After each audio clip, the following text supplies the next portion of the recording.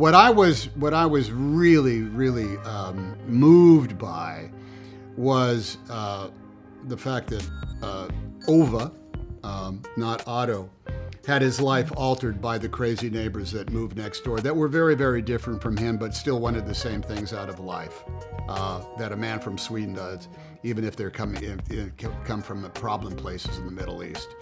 Knowing that was the key catalyst of the movie, I thought there's a place for this film in America as long as we can make everything else about Sweden versus America match up. And so there was a huge challenge in that, because why in the world would anybody want to remake a movie as perfect as A Man Called Ove was?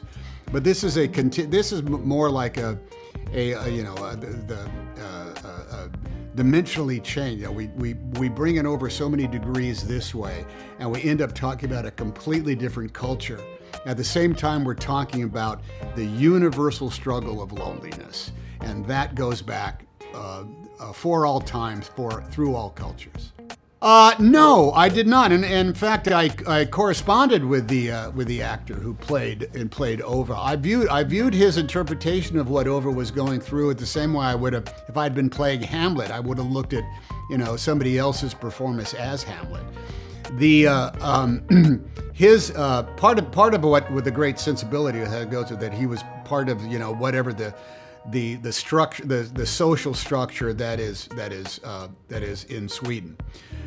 In America, there's much more of like a sense of this is my private property, and there's I think Otto was a bit more angry at people's imbecilic behavior and not following the rules than what he is. There's also a substantially different physical presence that goes along with it. I think that this is one of the reasons when we made the movie, I said, we cannot call this A Man Called Ove. That's already been done. A great actor has already played the character Ove. I'm not going to follow in that great man's footsteps, but I will be the first person to play A Man Called Otto, because it will have my individual stamp and my individual sensibility on it. I didn't view him as being grumpy. I think he was just mad that people can't follow rules. Rules are very simple. If everybody obeys them, then guess what? There's enough places to park on the street, and everything fits together the way it's supposed to. And when you come home, you'll be able to walk in the door without with a minimum of fuss.